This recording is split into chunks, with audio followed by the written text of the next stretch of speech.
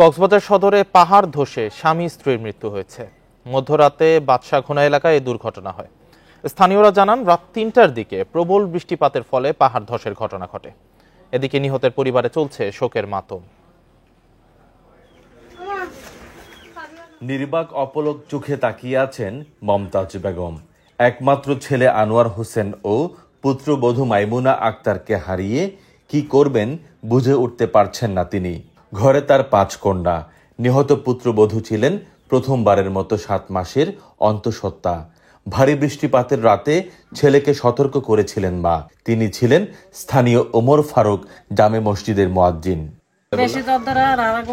যখন বেশি বৃষ্টি শুরু হলো, আমরা সবাই জেগে উঠেছি। ছেলেটার দরজাতেও ধাক্কা দিয়েছিলাম, কিন্তু ওঠেনি। এর মধ্যে ধস নামলো। রাত তখন ৩টা। হঠাৎ প্রতিবেশীদের কাছে খবর আসে পাহাড় ধসে মাটি চাপা পড়েছেন ছেলে আনোয়ার ও তার স্ত্রী। তুমুল বৃষ্টির মধ্যেও ছুটে যান প্রতিবেশীরা। মাটির নিচ থেকে উদ্ধার কাজে লেগে পড়েন। আধ ঘন্টার চেষ্টায় মাটি সরিয়ে উদ্ধার করা হয় 2 জনের মরদেহ।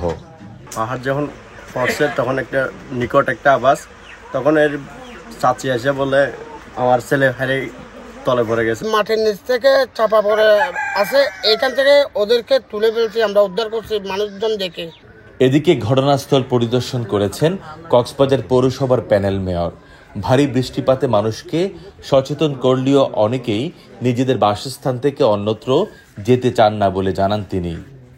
তাদেরকে নিরাপদ স্থানে নিয়ে যাওয়ার জন্য আমরা এখানে মাইকিং করি, তাদেরকে উদ্ধার কাজ চালিয়ে যাই। তারা নিজেদের বাসস্থান ছেড়ে কোথাও যাওয়ার জন্য তারা আগ্রহ প্রকাশ করে না। কক্সবাজার পৌরসভায় অন্তত 10,000 মানুষ পাহাড় ধসের ঝুঁকিতে রয়েছেন। এর আগে মঙ্গলবার রাতে কক্সবাজারের উখিয়ার 4টি রোহিঙ্গা ক্যাম্পে পাহাড় ধসে 2 শিশু সহ 10 জন নিহত হয়েছেন। তৌফিকুল ইসলাম, ইন্ডিপেন্ডেন্ট নিউজ, কক্সবাজার।